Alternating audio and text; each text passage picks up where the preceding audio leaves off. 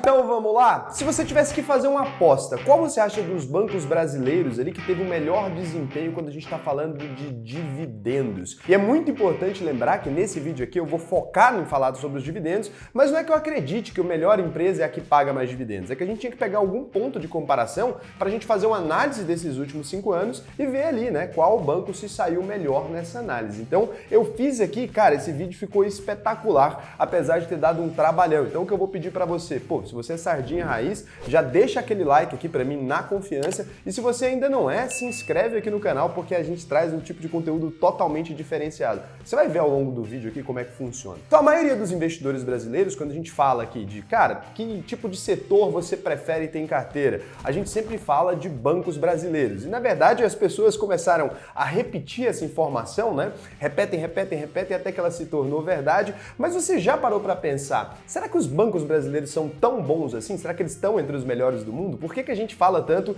dos bancos quando a gente vai falar sobre análise de ações aqui no Brasil? E eu decidi explicar para vocês de onde vem aí, né, essa teoria de que os bancos brasileiros são extremamente eficientes. E para isso eu vou precisar explicar para vocês o que é o ROI, um indicador chamado Return on Equity, né? Ou seja, o retorno ali sobre o patrimônio líquido, o retorno sobre o equity. E ele é um dos indicadores mais importantes para você analisar empresas de qualquer setor. Como eu vou te ensinar a utilizar esse indicador aqui, eu preciso que você se lembre que o ROI só pode ser utilizado para comparar uma empresa com outra se elas forem exatamente do mesmo setor. Você nunca deve utilizar um ROI de uma padaria para comparar com oficina mecânica. Então você precisa utilizar o ROI ali para comparar empresas do mesmo setor. Maçãs com maçãs, abóboras com abóboras, né? Esse indicador é extremamente popular no mercado porque ele te diz qual é a eficiência de uma empresa. Para simplificar a explicação desse ROI aqui, eu vou fazer você imaginar o seguinte cenário. Então a gente vai imaginar aí um cenário onde temos dois portugueses aí, o Manuel e o Alberto, né? Tem que ser português porque para ser dono de padaria no Brasil, se você tiver nascido aqui, a gente nem gosta do pão, a gente gosta dos portugueses para fazer isso. Então, os dois ali vão fundar, cada um deles, né, uma padaria. Para começar o empreendimento,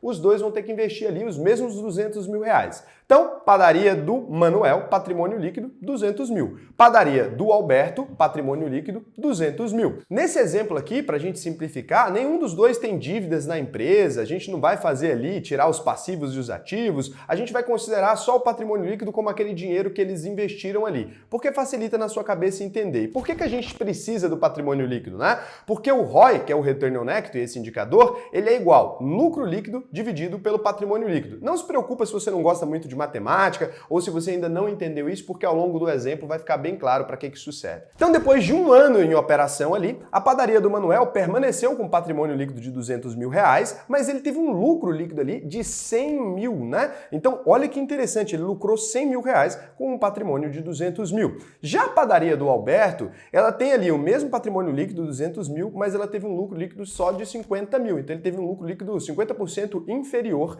ali ao Manuel. Agora, vamos calcular o ROI das duas padarias? Então, a gente vai pegar lá, Return on Equity, né? O ROI é igual ao lucro líquido dividido pelo patrimônio líquido. Então, a primeira coisa que a gente vai fazer aqui na hora de calcular o Return on Equity do Manuel, né, é pegar os 100 mil que ele teve de lucro líquido ali e dividir por 200 mil. Com isso, a gente vai chegar aí em 0,5. Se a gente multiplicar esse 0,5 por 100 para transformar em percentual, a gente chega então no ROI do Manuel aí de 50%. Esse é o ROI da padaria do Manuel. E se a gente fizer a mesma coisa com o Alberto ali, então a gente vai calcular Return on Equity do Alberto, né? Então a gente vai pegar 50 mil, dividir pelos 200 mil e vai dar 0,25. A gente vai multiplicar pelo 100, da mesma forma que a gente fez com a padaria do Manuel, e a gente chega no Return on Equity de 25%. Ou seja, o ROI da padaria do Manuel é maior do que o ROI da padaria do Alberto. E a gente já tinha percebido isso lá naquela hora de ler aquele indicador ali, porque a gente tinha percebido que o lucro, né,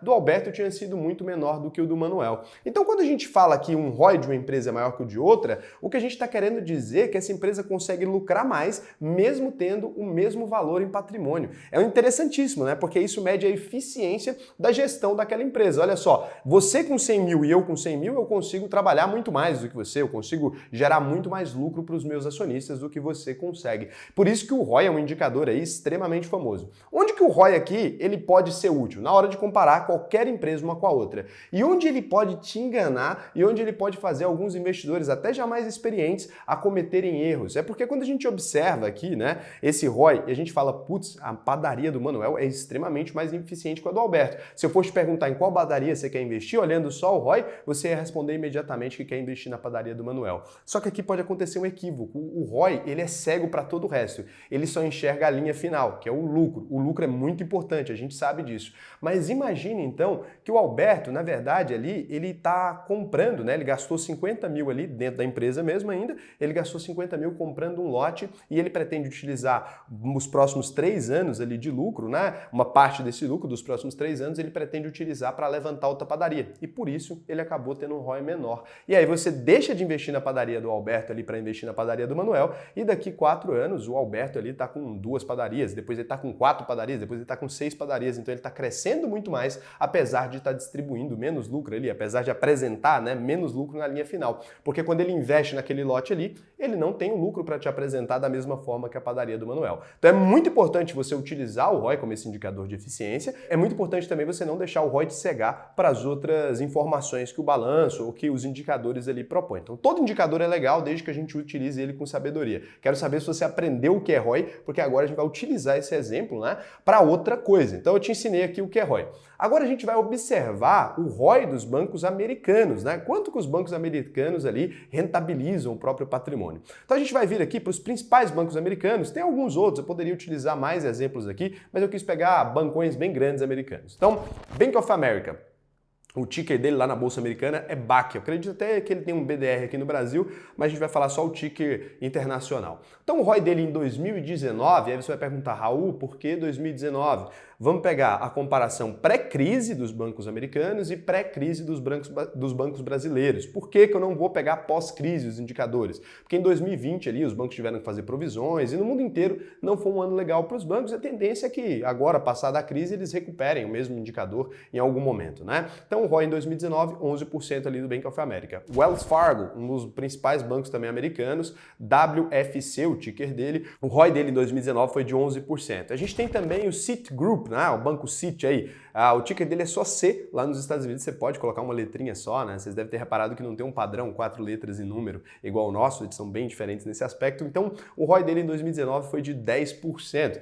A gente tem agora os números aí, o ROI, né, dos bancos americanos. Será que eles são mais eficientes aí na hora de rentabilizar o capital, o patrimônio investido deles ali, que os bancos brasileiros? E bom, a resposta óbvia é não, mas agora eu vou mostrar para vocês a distância que a gente está, né, em eficiência desses bancos. E é claro, quando a gente está falando isso é porque o Brasil tem um sistema financeiro pior que o sistema financeiro americano. Apesar de ser um dado muito interessante para os brasileiros aqui que são investidores, para a população em geral significa que a gente tem um serviço de qualidade totalmente inferior quando comparado com os americanos. Eles têm muito mais bancos brigando ali, as taxas são menores, eles têm menos lucro exatamente por uma concorrência muito maior. Como no Brasil a gente tem basicamente 4 grandes bancos, a gente acaba tendo um pouco menos de eficiência no serviço para a população, mas a gente acaba tendo um pouco mais de lucro para os bancões ali. Por isso que a melhor forma é você se tornar sócio para você realmente ganhar algum dinheiro com o banco, senão você vai só perder, né?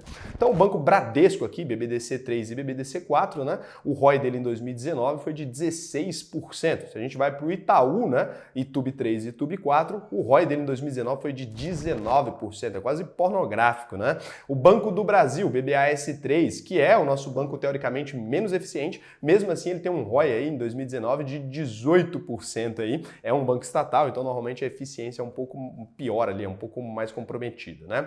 E o Santander, SAMB3, SAMB4 e SAMB11, os tickers dele aí, é um banco estrangeiro, mas com operações no Brasil, foi o único banco estrangeiro que conseguiu se manter vivo aqui no Brasil, é muito difícil competir com os bancos brasileiros. Ele manteve ali um ROI em 2019 de 20%, tem um ROI aí muito interessante. Então, se a gente pegar o ROI dos bancos aí e comparar, a gente percebe que os bancos brasileiros eles têm uma eficiência maior e por isso que a gente ficou com essa fama aí de os bancos mais lucrativos do mundo, né? Se não for o mais lucrativo do mundo, a gente está no top 3 ali, pode ter certeza dos bancos mais lucrativos do mundo, porque realmente o sistema bancário aqui é um pouquinho mais travado do que o americano, um pouquinho, é eufemismo, é muito mais travado que o americano para poder abrir um banco, né? Lá nos Estados Unidos tem mais de 4 mil bancos, aqui a gente tem alguns, né?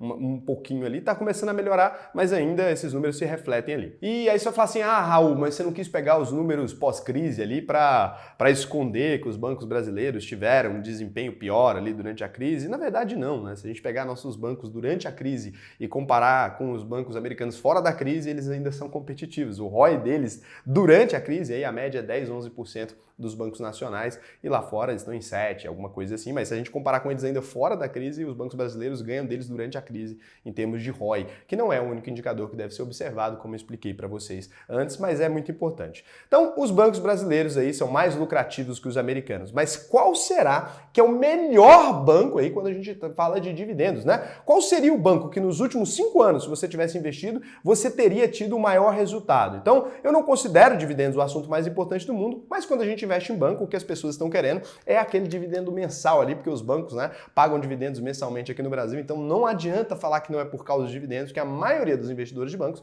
investem em bancos diretamente por conta dos dividendos. Agora, quem investe em holding, outra coisa, acaba investindo por outras razões, mas quando a gente fala do investimento em bancos, ele está associado sim a dividendos gordinhos, né? Eu prometi que esse canal era bom pra caralho, bem explicativo, você não acreditou, eu tô falando que a gente vai lá atrás para entender a coisa. Então, Bradesco BBDC4, vamos imaginar lá naquele 12 de agosto de 2016, aquela ação custando R$16,62, se você tivesse investido 10 mil, a gente vai considerar o mesmo investimento em todos eles, 10 mil em cada um, você teria adquirido 601 ações ali de Banco Bradesco, né? Lá naquela época, então você teria pago R$ 9.991,79 nessa aquisição sua. Se você tivesse feito a mesma coisa em Itaú, né, Itubi 3 ali, em 12 de agosto de 2016, você teria comprado ali a R$ 18,59, 537 ações de Itaú por aí R$ 9.985,99. Se você tivesse feito a mesma coisa com o Banco do Brasil, BBAS3, em 12 de agosto de 2016, você teria comprado ali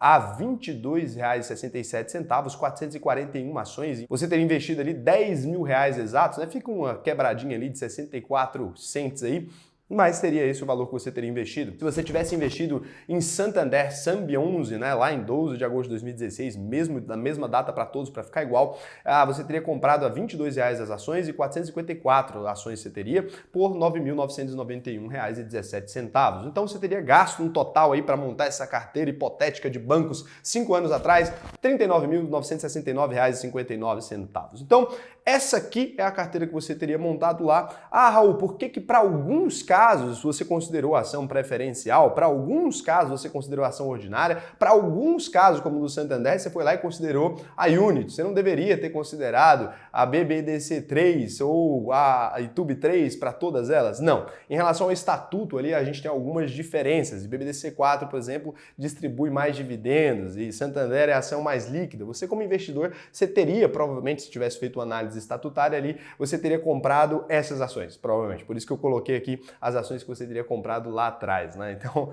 eu tinha que fazer isso, desculpa aí, fiz aqui da maneira que eu achei que seria mais viável, mas não muda em nada o estudo porque foi feita a mesma distribuição dos R$10 mil ali.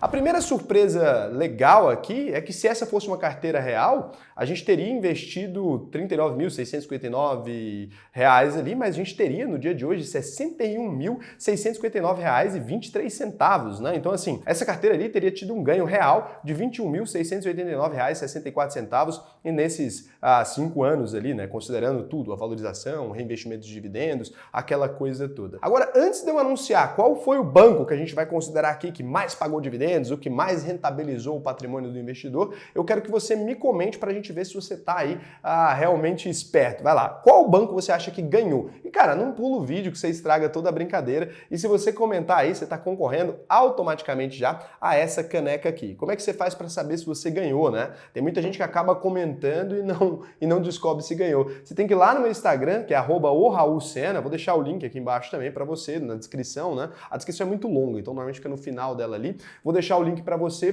pode ir lá e você assiste pelos stories, aí eu divulgo o vencedor e você manda o inbox para mim, tá? É assim que a gente faz. Então é importantíssimo aí você comentar aqui, mas ir lá ver se você ganhou, tá? Não vai ser para quem acertar, vou fazer o sorteio para todo mundo, não se preocupe. Então, comentou aqui qual que é, já está concorrendo automaticamente. Então, por isso não precisa roubar, tá? É isso. Então, aqui agora a gente vai verificar quem for o verdadeiro vencedor. Já fica fácil de perceber que Itubi aqui, ela tá na frente, né? Então, você já verifica ali que a gente teria R$ 24.948,15 em valores atualizados em ações de Tube3, né? Tendo comprado por esse valor lá atrás, mas a gente observa que os proventos dela foram de R$ 6.821,97. Então, ela ganhou largamente ali por ter distribuído a maior parte dos proventos. Se a gente olha ali o nosso custo de aquisição dela, foi de R$ 9.985,99, não faria grande diferença aqui com relação ao custo de Bradesco, que foi de R$ 9.991,79, né? Não foi um valor que justifique essa discrepância, só que quando a gente olha em valorização aqui, até que o Bradesco ganhou, porque ele estaria hoje, quem investiu R$ 10.000 lá atrás, teria hoje R$ 25.253,84 ali de valor nas ações, né? Então, a valorização do Bradesco foi até superior, mas não consegue compensar ali o ganho de proventos. Então ficou, Itubi com R$ 6.821,97 e proventos ali do Bradesco em R$ 4.734,58. É muito distante, né? Mesmo considerando essa valorização um pouquinho maior. E aqui nos outros cavalos que performaram um pouquinho pior, a gente encontra aqui, e é um pouquinho pior porque eu falo que todos performaram muito bem, né? Se a gente considerar aqui. Então em Santander ali, que é o Sambi 11, né? Você teria hoje R$ 18.577,68 e teria recebido ali também um belo valor em dividendos, R$ 4.302,05, né? Ele fica em terceiro ali, mas não passa vergonha de forma alguma, se observando aqui, e até foi menos afetado pela crise, como a gente viu lá no ROI. E a gente teria investido também, não mudou nada, né? Mas eu gosto de mostrar aqui só para vocês verem que realmente a gente considerou, R$ 9.991,17. Aqui no valor de Banco do Brasil, né? A gente teria hoje o menor valor em valorização, que seria de R$ 14.019,39, não considero ruim também, apesar desse valor muito menor, e a gente teria ali um pagamento em proventos, teria recebido, né, R$ 3.045,35, e a gente tem aqui o custo dele, então, de 10 mil, um pouquinho mais alto, né, um pouquinho mais alto que os outros, porque precisou fechar a conta. Então é claro que aqui nessa simulação, o mais eficiente, o melhor banco dos últimos 5 anos, acabou sendo o Itaú mesmo, e por qualquer outra análise ali que envolva uma compra específica naquele ano, vai fazer sentido que seja o Itaú. Eu tentei alguns cenários diferentes aqui, mas os outros também podem ter tido pessoas que rentabilizaram até mais do que isso, comprando mensalmente ali em diversas datas, e aí seria uma conta que a gente teria que fazer de maneira diferente, né? Considerando aportes mensais aí, quem teria se saído melhor, porque nem todo investidor investe uma vez só. Mas eu acho que aqui deu para ter uma ideia do panorama, eu espero que vocês tenham gostado do vídeo, eu fiquei extremamente feliz aqui de fazer esse vídeo, eu achei muito legal. Comenta aí para mim, dá aquela valorizada porque foi foda, um beijão e até o próximo vídeo para vocês.